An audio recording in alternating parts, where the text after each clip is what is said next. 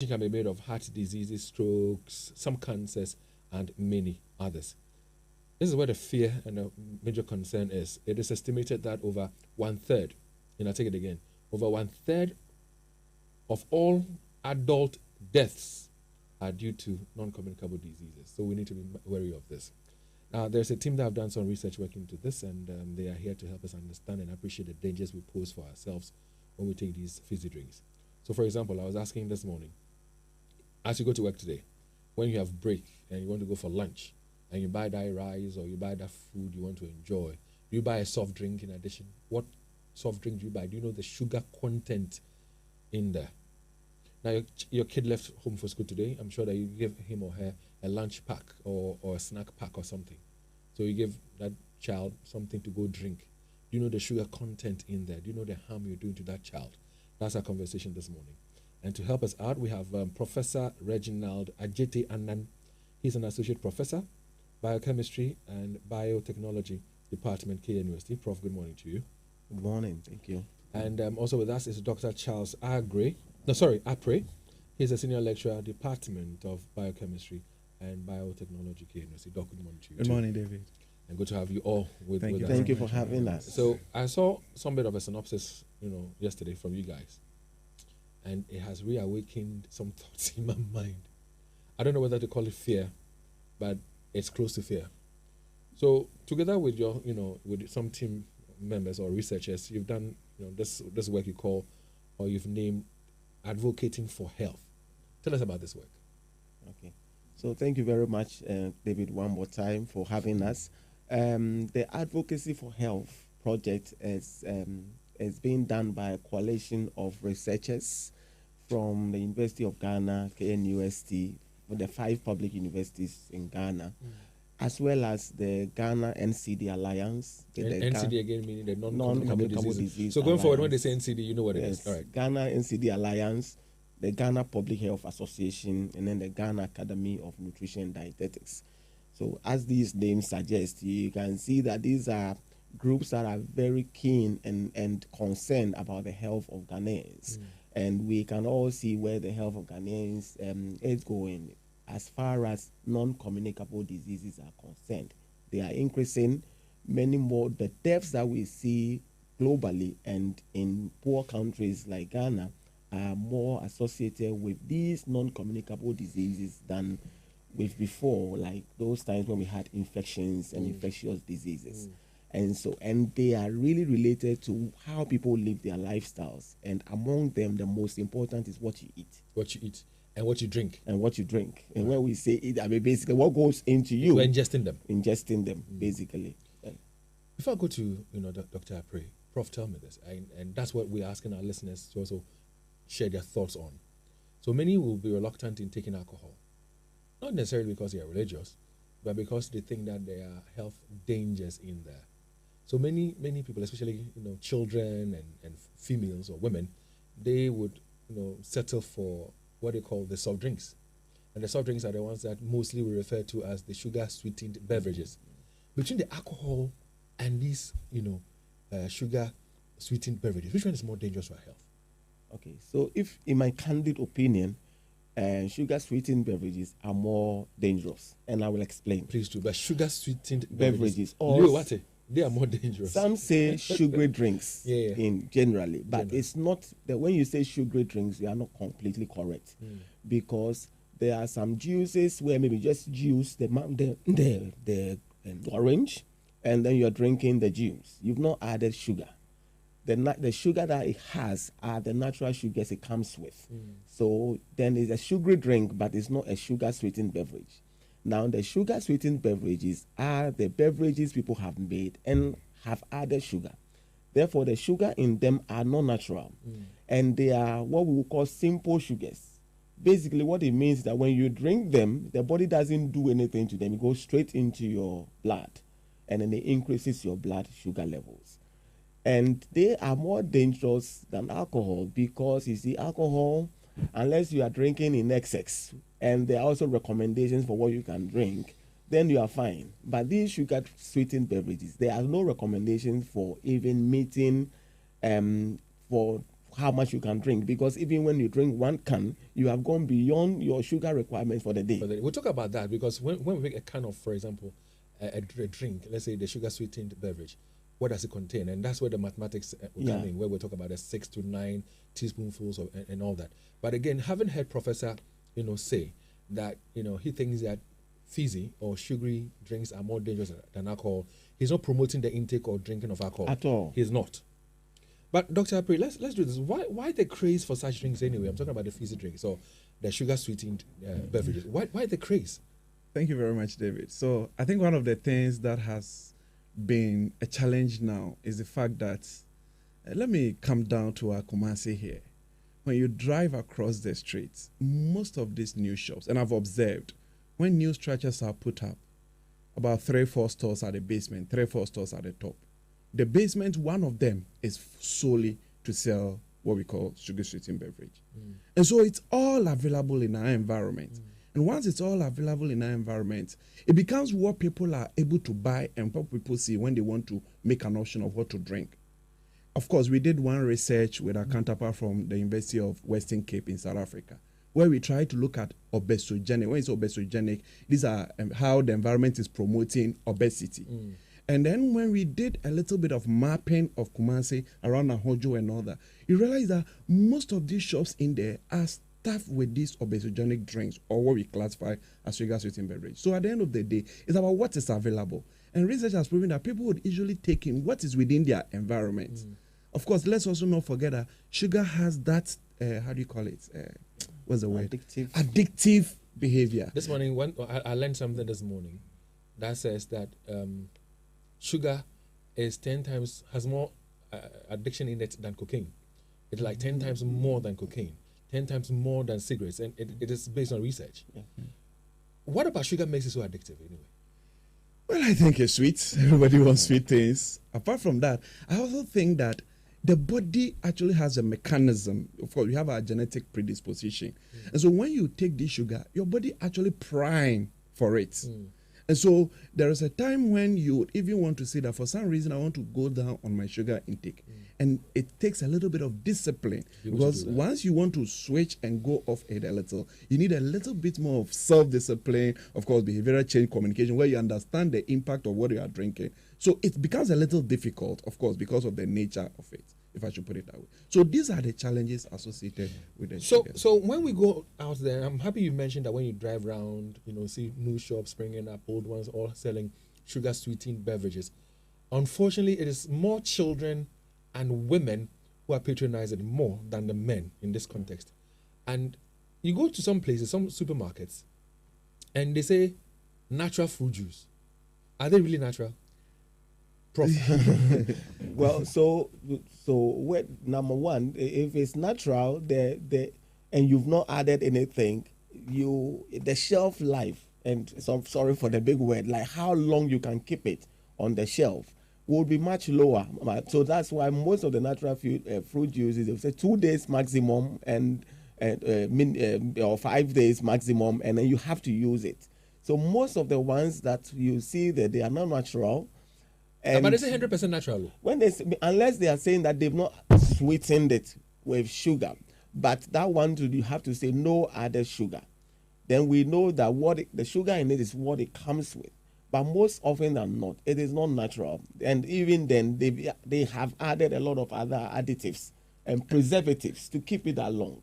And so the naturalness is it. And so we don't want to go into things around labeling. We must have policy that controls how people label the products they have. Because if you don't label them well, you are deceiving the population. What would you want to see in terms of the labeling? And the point is, do we read the labeling anyway as Ghanaians? Yeah. We go to the shelves, we don't read, so we just pick and we pay and we go. Do we read the labeling, and what should be on the labeling that would enable us to be well informed in any way? Thank you. So what let me come in. So what I want to put across here is that, of course, I'm on a committee now with the Standards Food and Drugs Authority, and then we're trying to come up with a policy on front of pack labeling in Ghana. So it's ongoing now. I must put it that way. How far have you gone with it? I think we are we are getting there. No, I don't want that one. We're getting there where? Are we 90%? Are we 85%? No, probably, I should probably, if I want to give a percent, maybe 40-50%.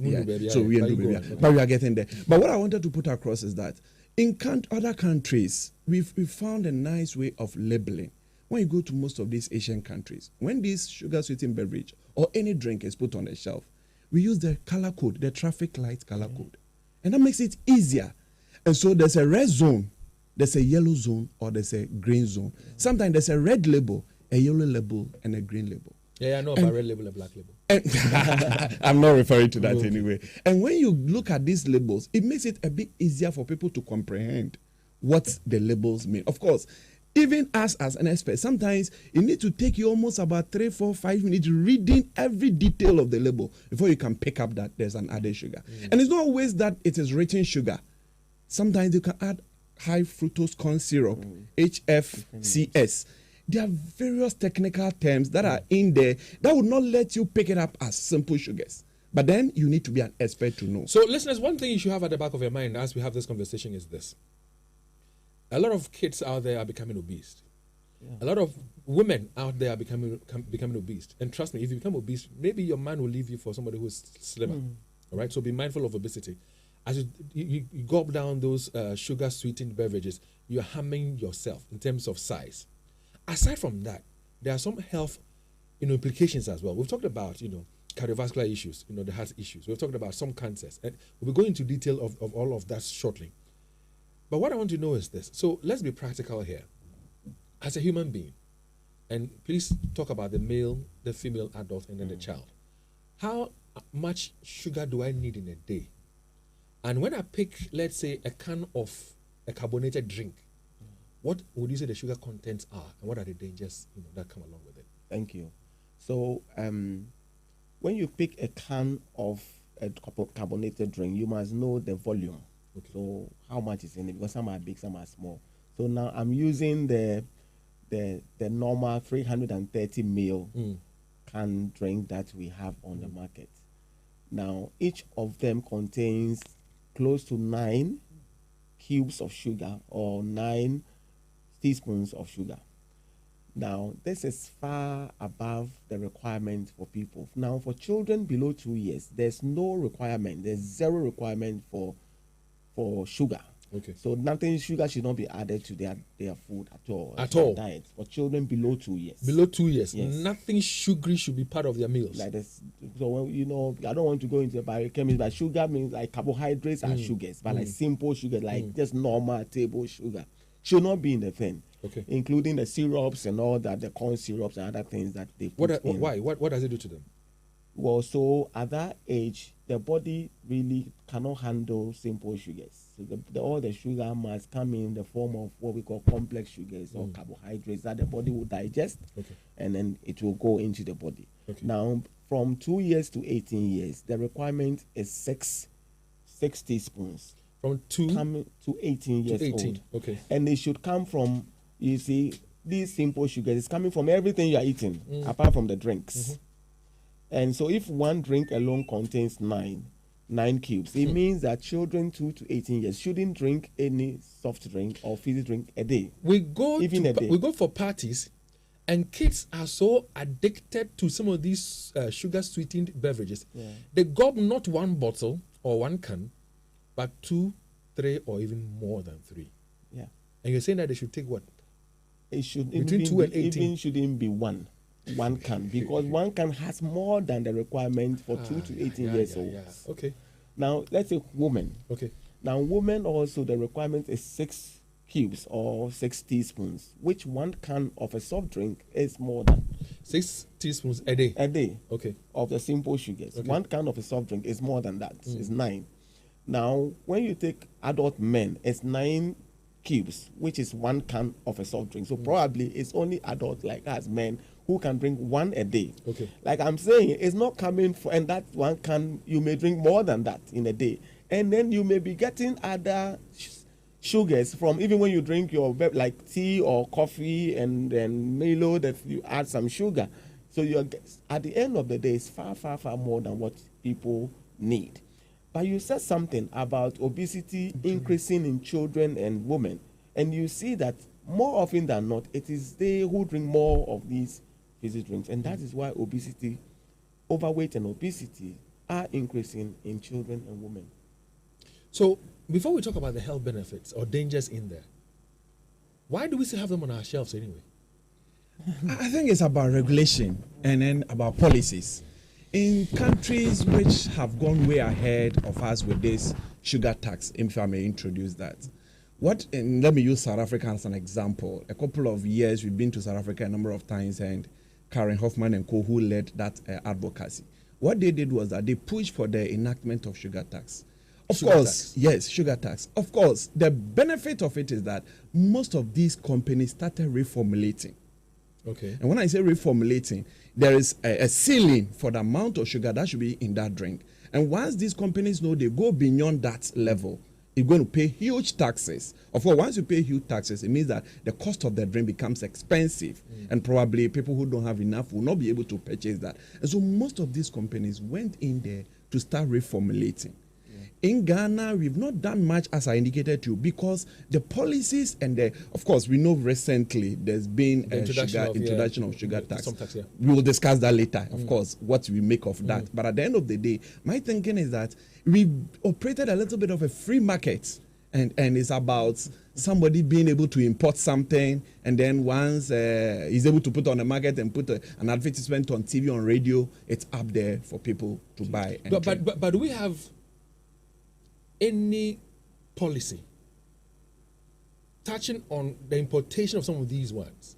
So when we look at the ingredients used in these drinks, it goes beyond certain levels. So this one, we ban it, we're not going to bring it in. Do we have any such policy? Yeah, we did a couple of that, like the chofi, the turkey tail. But I mean, you still see it around. That's not good sugar. That's fat, you know. Yeah, that's fat. So there was a time when we were so interested in fat, and that was when there came a fatty meat policy. And it had cut-offs for how much fat can be in the meat before it can be sold on the market. So, and that's what affected chofi, because chofi is basically all fat. Yeah. So it led to the ban of chofi, and then the chicken legs. People who eat chicken legs, it's basically skin on the bone, and the skin is all fat. Yeah. So that shouldn't be eaten. What about the ban that was placed on some of the cubes? Like the white one, is it the MSG cubes? MSG, Yes. monosodium glutamate. Yeah. So there was a ban on that one. What are we waiting for before we really act? What do we normally wait for?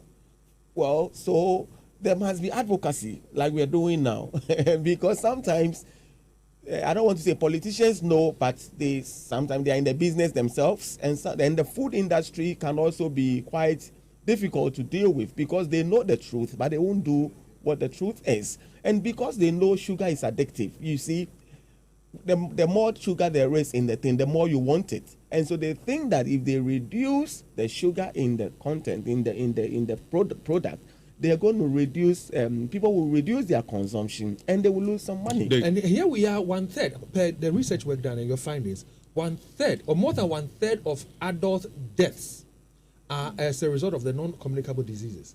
We'll be getting there shortly. Yeah, I was. You said the food companies know, the effects of these things, but could we talk about legislation?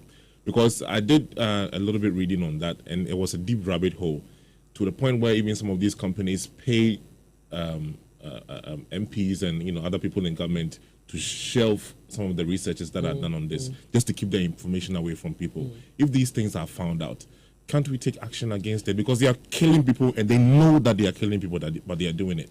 Yeah, that's a good one. So as researchers, what we do is advocacy. And of course, the GAN, I'm referring to Ghana Association of Nutrition and Dietetics, have taken the lead in these advocacies. So there are a lot of advocacy out there. Like I indicated to you, now we also feel strongly that most of the para institutions like Food and Drugs Standards Authority are also collaborating with the researchers a lot. And that's how come I mentioned that now there's a front of pack labeling policy. And I'm on that committee, which is coming up with this front of pack labeling. So yes, I want to believe that as Prof said, the food industry is very strong.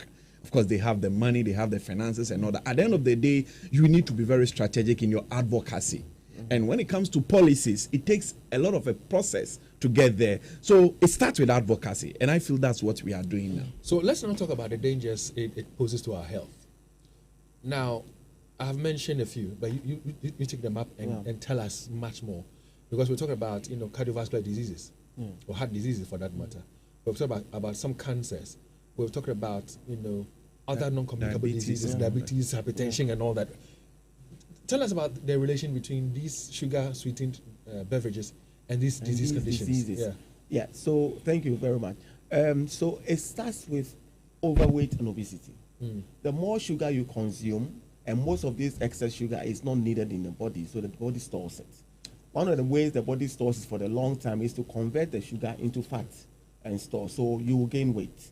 Now, overweight and obesity are risk factors for more than 13 different cancers and all the cardiovascular diseases.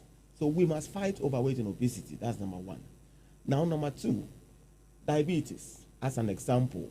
So even if you are not overweight and obese, but you are consuming a lot of these simple sugars from the sugar-sweetened beverages, the sugar enters and the body doesn't have to digest it, so it gets into the blood and increases your blood your blood sugar. So when you go to you start to have some symptoms, and then they test and they say you have diabetes. It doesn't end there. If it's not controlled, the diabetes would even lead to more complications, because the sugar levels in the blood, once it's in the blood, it hasn't gotten into the body where it will be used. It is roaming. It gets into the eyes. It will cause cataracts or diabetic retinopathy. If it gets into the kidneys, it's going to get nephropathy, or the kidneys are going to fail. If it gets into the nerves, neuropathy, your nervous system, and what makes your system to work and your brains to work will all be problematic. If the sugar in the blood also can block the vessels. The vessels are the components that let things go move in your blood. So it goes from to the different organs that they are needed. Once the vessels block or become narrow, the blood pressure will rise, because the blood is now pushed with a pressure to get it to go through the small narrow veins and the arteries. What that means is that you're going to develop high blood pressure. High blood pressure is now the commonest outpatient disease that is reported in the hospitals among the one they call the silent killer. Hypertension. And you walk with it, it can lead to stroke, because it can go into the brains and burst, and then lead to stroke. It can lead to heart failure, and it can lead to so many other things. All because of sugar consumption. Okay, so how long does it take to manifest? I mean, these things you're talking about, I'm sure it doesn't happen overnight, does it? No, please. I mean, most of these non-communicable diseases, it drags over a period of time. So it's not like you eat the sugar, you take in the sugars, and immediately the effects are there. But these are long-term effects. Of course, research has also proven that once you're able to minimize your intake of this, you could also go a long haul even before some of these NCDs will show up. So it's and the thing about NCDs is that, as I think I heard you earlier on when we were driving here, that it comes and eventually stays with you. So it's once you get there, it's not curable. It's managed, and then it takes you through the rest of your life. So this is really dangerous. Huh? Yes. Do we have some statistics to speak to? So, for example, when you look at children, for example, how many children are obese as a result of the intake of this sugary stuff? If you look at women, how many women are obese? How many women are hypertensive? As a result of the intake of these, do we have some statistics? Yes, we do. In fact, we've done some research in Kumasi here. Our target was to look at obesity in children.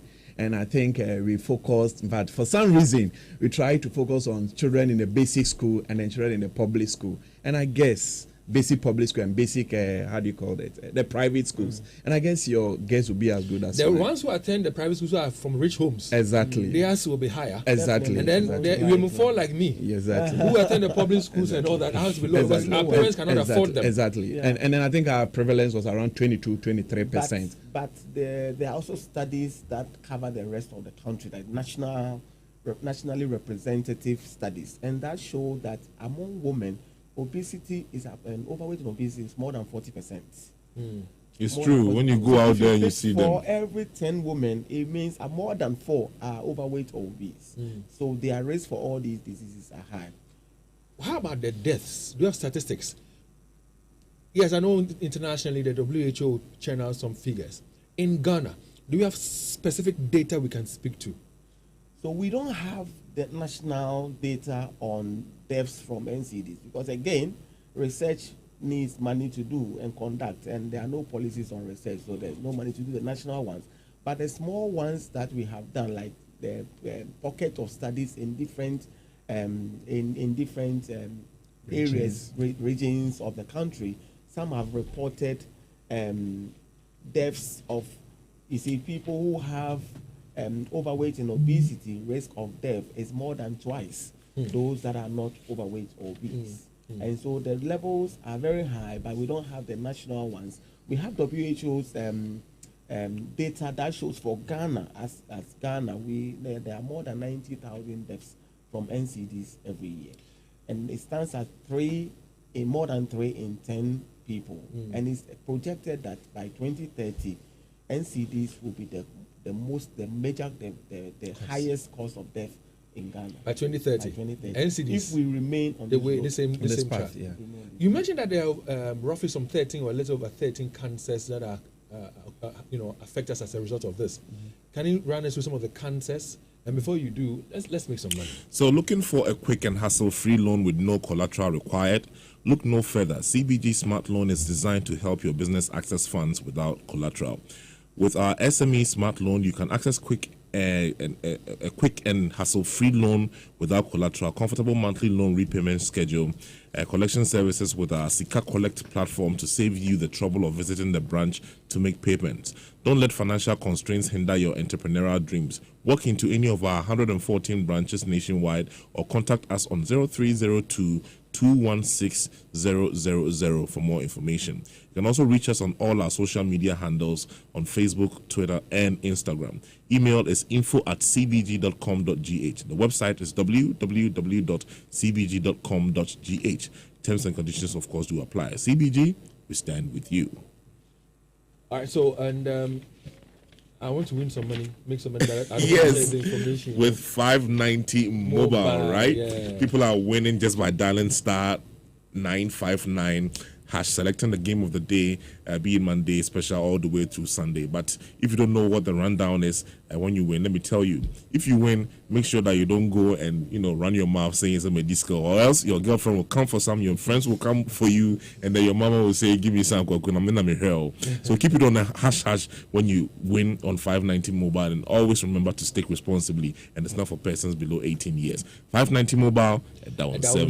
So give us a few of the cancers here.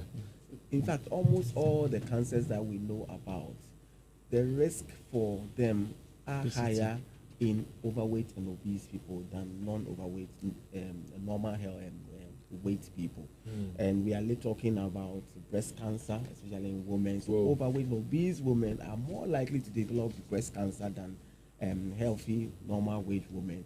We have cancer of the stomach, colon cancers. We have a cancer of esophagus, esophageal cancer, liver cancers. They're all higher in overweight and they are also as a result of the intake of these sugar-sweetened. But that's what brings about obesity. That's what brings the overweight and obesity. But Dave, there's a problem.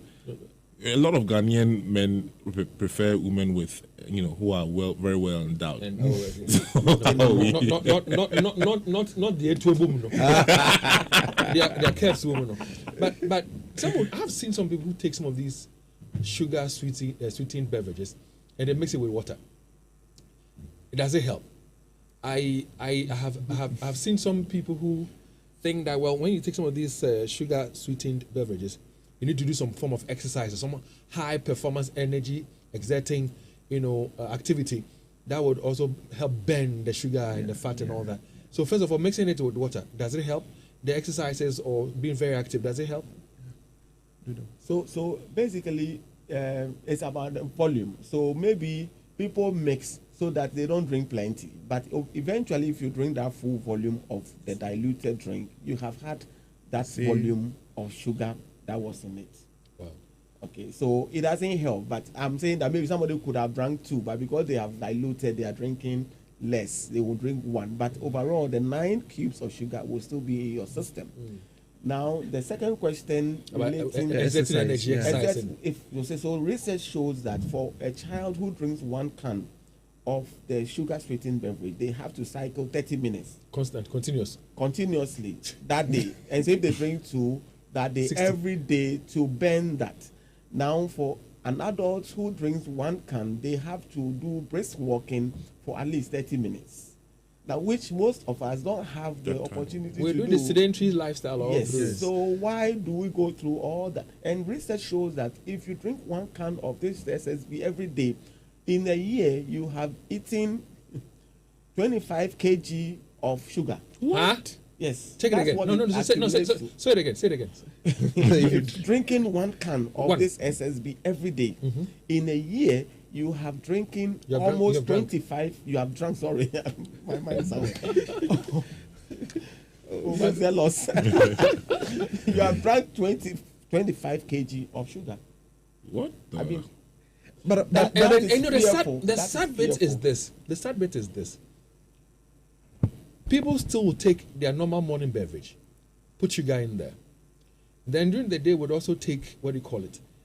These carbonated or canned drinks and With some fizzy pie drinks. or something. And with some pie. So they're adding on the sugars. Sugars, exactly. And In I'm the asking, evening, you eat fufu. so what you just said is scary. If you take just 1 can of the carbonated drink a day, in a whole year, 12 months, you've taken 25 kg of sugar. of sugar. But I was going to talk a little bit about the exercise bit. See, I always say in class when I'm teaching my student that our body weight is a net of your input and then your output. And so on the bit of obesity, one of the advocacies is that we increase our output. And the output is the exercise. It's more or less, and I usually use our bank account. If your expenditure is more than your income, then you are almost always going to be in debt. And then if your income is also more than your expenditure, then in a way you are saving. And so at the end of the day, how much you take in and what your body size is determined by how much you take in and how much you put out there. So if you are, sometimes I always say that one way, either we are controlling from the intake level, which is a dietitian, the nutritionist telling you don't take amount that. Another way of controlling is the output, and which is the physical activity and the exercise. So one of the advocacies is that we also try as much as possible to increase our physical activity. So and exercise. you said that when we even mix it with water, it doesn't really make any difference. Of course, if you end up taking the whole can, you're still Yeah, yeah, virtually right. taking the same quantity. So in all that we're saying, is it to suggest that we're not supposed to take them at all? Can. That's a good question. So there should, I would say that they should be reformulated. They don't have to have that amount of sugar. Okay. And because we talked about the tank develops taste over time. So people have developed taste for something that is sweet. You know, when we're growing up, when people buy popcorn, they prefer the salt one. Now it's Salt sugar. is the problem. We'll come to that later, another time. But now people want The sugar one. So when you go, you see the popcorn in the The salt salt and the one sugar. is full. And the sugar one is finished. The sugar one is finished. running out, yeah. But you see, taste also can change over time. So when you reformulate and you reduce the sugar drastically, and that's what people have access to. This is why you talked about the food environment, what you see. If what you see is what is healthy, with time, you will develop the taste for less sugar, beverage, or even non-sugar sweetened beverages. Listen, if you're looking for quick and hassle-free loan with no collateral required, not to go get a loan and go and take fizzy drinks, but to invest into your business, then go straight to CBG. CBG Smart Loan is designed to help your business access funds without collateral. With their SME Smart Loan, you can access a quick and hassle-free loan without collateral, comfortable monthly loan, repayment schedule, collection services with Sika Collect platform to save you the trouble of visiting the branch to make payments. Don't let financial constraints hinder your entrepreneurial dreams. Walk into any of our 114 branches nationwide or contact us on 0302 216 000 for more information. Now, you can also reach us on all our social media handles, Facebook, Twitter, and Instagram. Send us a mail to info@cbg.com.gh or visit our website, www.cbg.com.gh. Terms and conditions apply. CBG, we stand with you. Let's now talk about the taxes. Now, I'm wondering how much difference the taxes that have been introduced recently is going to help. Now, I ask this because we have cautions and taxes on cigarettes, yet people are smoking. We have taxes on alcohol, yet people are drinking, and drinking big and large. So what difference would taxation on sugar-sweetened beverages, what difference would it make? Thank you very much, David. So in public health policy, one of the things that we do, of course, to change people's behavior and attitude of what they take in is these taxes, as you rightly put it. One thing about taxes is that, of course, once the tax is on the product, means that the cost is higher, and then people are unable to purchase that. Another advantage of is the it people tax... who are not able to, or many people will not be able to? Because for people who, the research you did in the public and the private schools, for example, it tells you the homes that they're coming from. Yeah. So those homes where they think that they are well-to-do, and they see some of the intake of these things as being affluent or living well and all, they will still buy it, no matter what their taxes are. They may, but also, you see, what the tax is doing, and the tax is not the only thing that can be done. You can do outright ban, but of course, you will have a backlash that you may not be able to deal with. The taxation is to reduce consumption. Okay. Because we think that, of course, if we can reduce NCD's risk and the deaths that are coming from NCDs by 30%, we've done something. So we can't eliminate NCDs, but we can reduce it. So we want people to reduce their consumption. And that's why you're for the taxes. Yes. What else? Then another advantage of the taxation, as I indicated to you, if you go into Australia has done that, South Africa, a lot of countries have done that. 80 countries in the world have done that successfully now. What have they done? And what I've seen in most of these policy documents is that when these taxes are put on these products, the funds, the money that is made out of the tax is now invested into health advocacy, is now invested into health promotion, is now invested to health insurance. Of course, our health insurance, we know, David, has struggled and over the years with funding. And so my advocacy and what we've told the policymakers at the top there is that let's get these taxes, but these taxes should not go into constructing our roads. It should go into healthcare delivery and then advocacy and all that. What was the response like from them when you told them? Well, we are hoping that would be... Have you communicated that to? Yes, we have. And what's the response?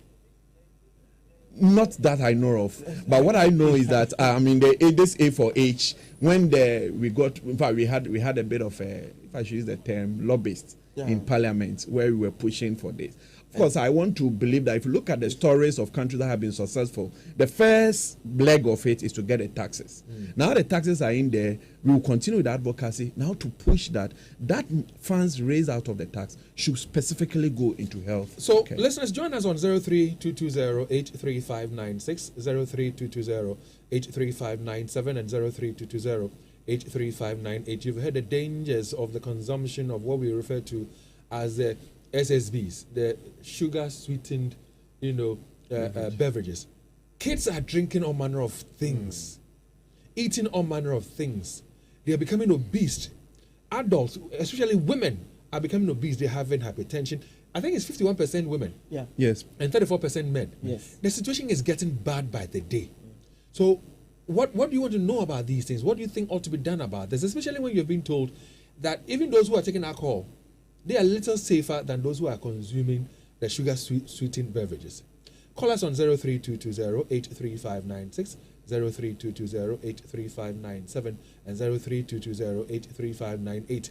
If there's any question at all you have on your mind, let's allay the concerns. Let's answer them for you. You can also send us WhatsApp messages to 05511119995. Ishak, good morning. Hello, Ishak. Ishak, hello? Can you hear me? Hello? All right, this is Ishak. Nana, good morning. Good morning. How are you doing? I'm well. Okay, I'm glad I have you. I've been trying to get you since last Thursday. There's a question that is pertinent, and I want to ask. The accounts the accountant did about our donations, he didn't do it well.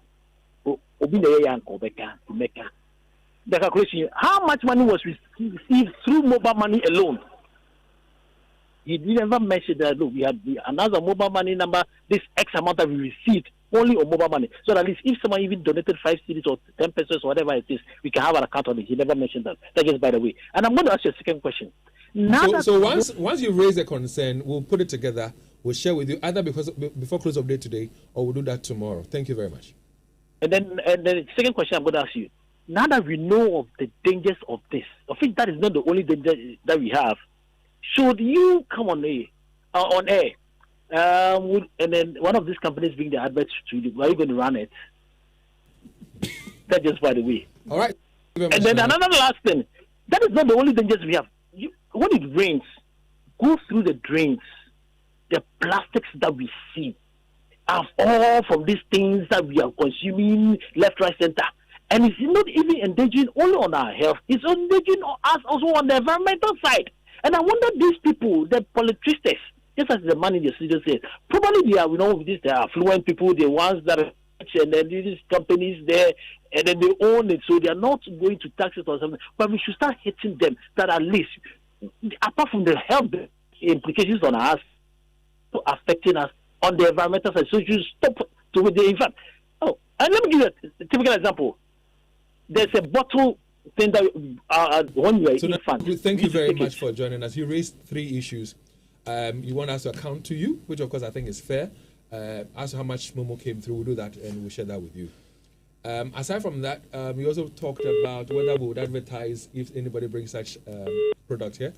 If you listen carefully to Love 99.5, or for that matter, we hardly advertise some of these things, because what we do is we do our own checks, we do some cross, whatever, before we roll them out. So we hardly advertise these things. As to how we destroy the environment because of the littering that we do, you and I know we've talked about sanitation issues for so long, so we're still on it. Thank you very much. Isaac, good morning and welcome.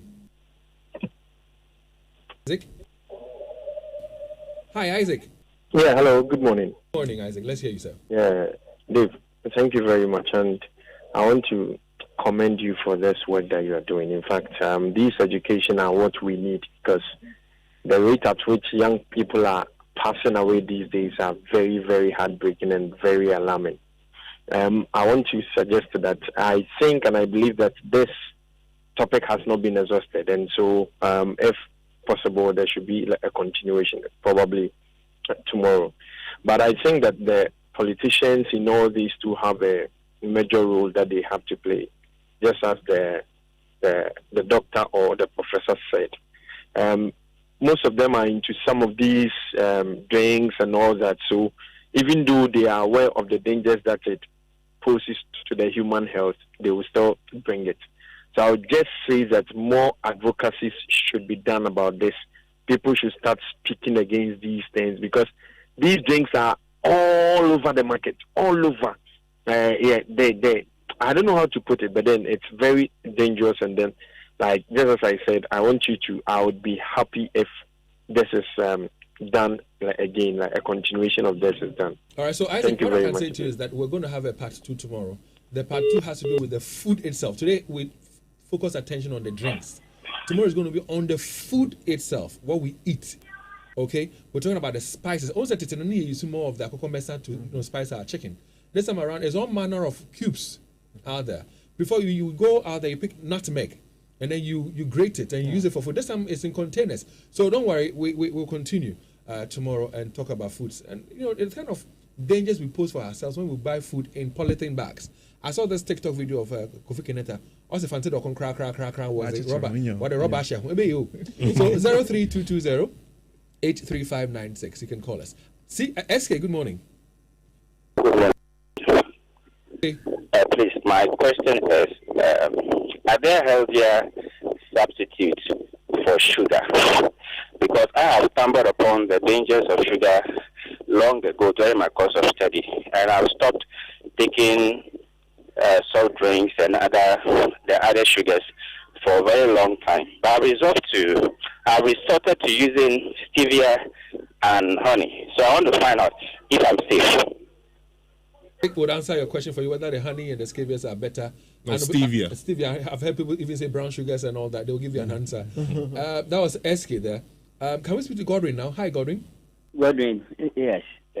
David, good morning. And thanks for another beautiful program. I think it's long overdue. We should have had this long ago. I had a talk with a doctor, and I think it's almost 15 years now. And after realizing that, I concentrated myself, and as I'm speaking to you now, almost 15 years now, I take raw coffee without sugar. I gradually started it, and now I take raw coffee without sugar. Anything, whether porridge, whatever, I make sure I don't add sugar to it. You see, and I've been trying on my kids too. before they take soft drink is occasional and unceremonious. That is how I've been training them. Because I realize that it's not good and need to do something about it. I think parents are another factor. Some parents think that when you buy soft drink for kids, that shows how well you are and how worthy that you are and how good you are in taking care of a kid. But I think the education and sensitization is a factor that we need to take critical. But on the side of the sugar regulation, I think that we need to have regulation, proper regulation, that when you are producing a beverage, the kind of beverage that you produce as a country, what kind of quantity that we should have in our sugar per our health issues. That is what I think we should rather be doing more rather than thinking of taxes. Because if at the end of the day, as you were asking, we even increase the taxes and people still think they should have it. When you are addicted to something, no matter the cost, sometimes you will still get in there when you don't know how to regulate it. So regulation is supposed to be the main issue, because elsewhere when you go, you realize that the soft drink that you take here, even though it's internationally produced, when you go to some places, other countries, you realize that the content is low. And why is it that we can't do it here? I hear you. Godwin, thank you very much. We'll pick 2 more calls and then we'll call it a day here. But we'll continue tomorrow to talk about foods and the dangers that we are facing. Michael, good morning. Yes, sir. Good morning, Dave. Welcome, Michael. I hope you're doing well. This is my shepherd as always. I'm well. Thanks for asking. In fact, I really appreciated this program we're doing. Actually, I'm a health worker, to be precise, a nurse at Ascora Mampo.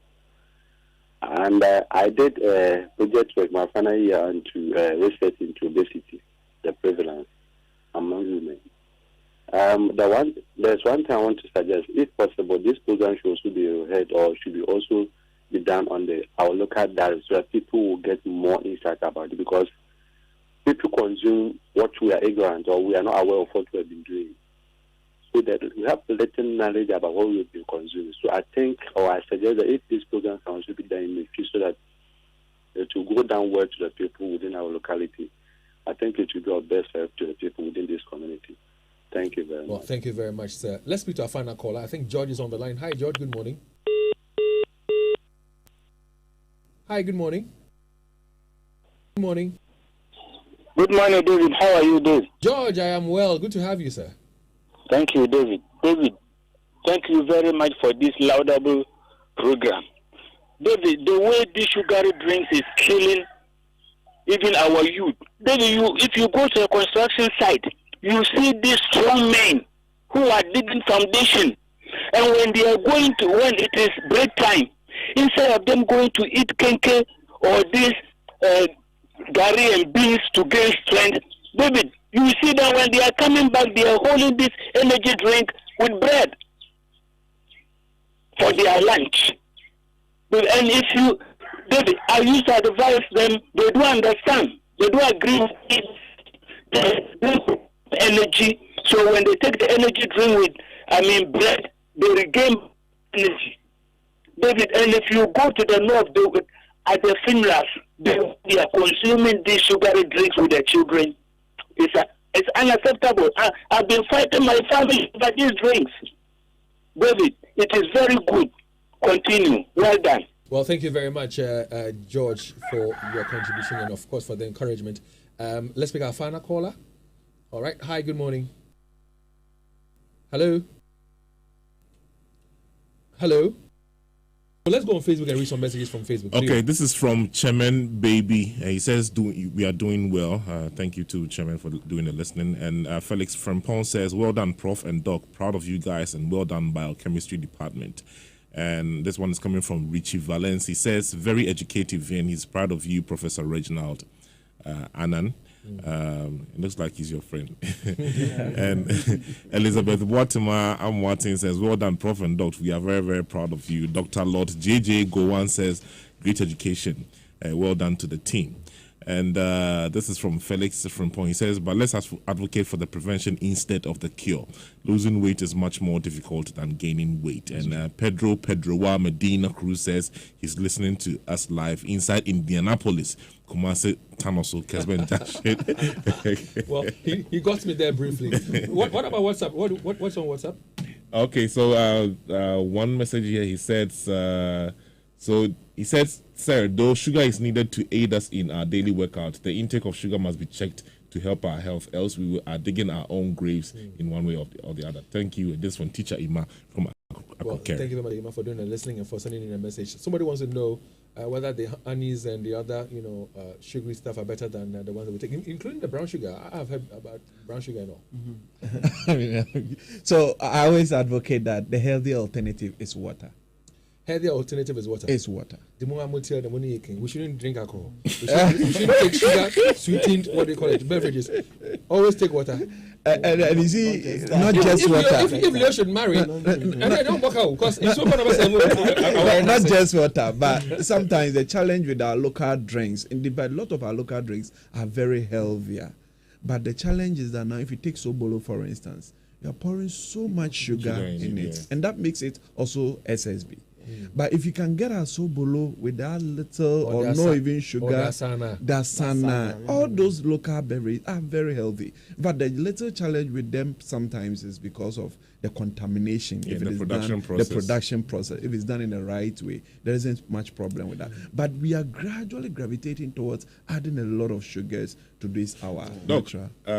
So about the ingredients or the chemicals, one doctor told me that if you cannot find anything they've written on the box on your kitchen shelf, then it means you should not be eating it. So I saw one post on Facebook, I think it was Sobolo, one of the local, and the ingredients he had written sodium bolo oxide. So if you ask the healthy alternative, you've advocated for, and the thing about water is, of course, water is water. But at the end of the day, if you look at the metabolic and the significance of how water it is to our body, it's been probably, my view, it's been underestimated. Okay. Water is so huge and it does a lot of positive things for us. But even with the galamsey operations and all that, and the treatment, high cost of treatment, and all that is happening, I'm sure that even water is not as safe as it used to. But what we do is we'll continue tomorrow. Okay. Yes. And for those who are listening to us, tomorrow we'll talk about the food itself. So you go to the restaurant and you order for your fried rice or your jollof rice. It's prepared behind the scenes and is brought to your table to enjoy. Do you know what went into it? This MSG we talked about, is it the monosodium glutamate? Do you know it's still on the market and some people are using it? Yes. You want to eat your chicken or your liver, the kebabs, what do you call that one? The sausages. You know the harm we're doing to ourselves? Tomorrow, join us tomorrow and get to know more. But what I want to ask to end on is this. It is addictive. Sugar is addictive. And like I mentioned, sugar is 10 times addictive than even cocaine and cigarettes and all that. How can we take steps back away from the intake of sugar? What do we do? I think number one is what we are doing, educating people. Once you know the harms in what you're doing, you can take some steps to reduce your intake. Now, we're also encouraging the food industry and the beverage industry to try and reformulate and do low sugar alternatives. It is possible. And then we're also telling people, we are now educating people to decide. You should decide that, look, if I do this, it's going to affect my health. And I want to live long to take care of myself and my children, and therefore I'm not going to do it. These are things that we should do. We are hoping that with time we will even move in for bigger regulation, especially if this taxation doesn't yield the results we want to yield, because we are in to protect the health of the people and to promote the health of people. How do we even get the taxes that have been placed on these things to be used for the health purposes that you mentioned? Like we said, that's the advocacy we are doing. But you can do all the advocacy, it might not fall on the right. David, it does. They must open the health promotion fund and put it directly into it. It should never be put in the pot with other things, because it will never be used. But easy for interchange. And if you look at the countries that were successful, I remember in Australia, I've mentioned these countries. One of the things the researchers, which we've also trying to do, that economists has been able to more or less do a research to tell us that if you are investing this amount of the tax you are getting into our healthcare, we can reduce the prevalence of this by that. So sometimes when you put figures to it, the politicians listen. So tomorrow when you're joining us, please bring some figures. Bring us some figures. Let's put some figures to it. Let's see what benefits are going to come. Because this non-communicable disease we talk about, they live with you for life. Yeah. they're expensive to manage. Yeah. And our health insurance, like you rightly mentioned, is not really as strong and robust and solid as it should be. Exactly. So if we don't have the taxes we make, the money we make from the taxes pushed into the healthcare delivery, the situation will be dire for us going forward. So let me say a big thank you to both of you for joining us this morning. They'll be joining us again tomorrow for another leg of the conversation. And I pray that you don't miss it for anything. Let me take this opportunity to say a very big thank you to our guests who have been here with us this morning. We've had Professor Reginald Akuetteh Anan. He's an associate professor, biochemistry and biotechnology department of KM University. We also had with us Dr. Charles Apre. He's a senior lecturer, Department of Biochemistry and also Biotechnology, KM University. Apre, where do you come from? So I have a fancy. A fancy you, okay. Yeah. And I'm fancy and I fancy document so you are. Matters. So guys, thank you very much. Thank you tomorrow. Thank you very much. But which one, how disturbing is the food intake with all those chemicals that we are ingesting? How bad is the situation out there before we even go to tomorrow? It's disturbing, and so that goes into the cardiovascular diseases again, the heart diseases, because of the monosodium glutamate. The sodium there is dangerous, and it's a form of salt. But unfortunately, I always say that we are advocating for consumption of fruits and vegetables. Okay. But sometimes you go to the field and it is this, in quotes, this gutter water that is being used to irrigate the vegetable. You go through the farm gates and you look at a bouquet. I use the term bouquet, a bouquet of chemicals for spraying the vegetables. So it's also a big thing. We're ingesting. We're eating feces. We're eating feces. Well, tomorrow we'll continue. But for now, we're getting ready to cross over to join 99.7 actually. Question we're asking this morning is it really true that there are no opportunities in Ghana? Is that really true? Well, that's the conversation coming up here on the Super Morning Show shortly. Please stay tuned.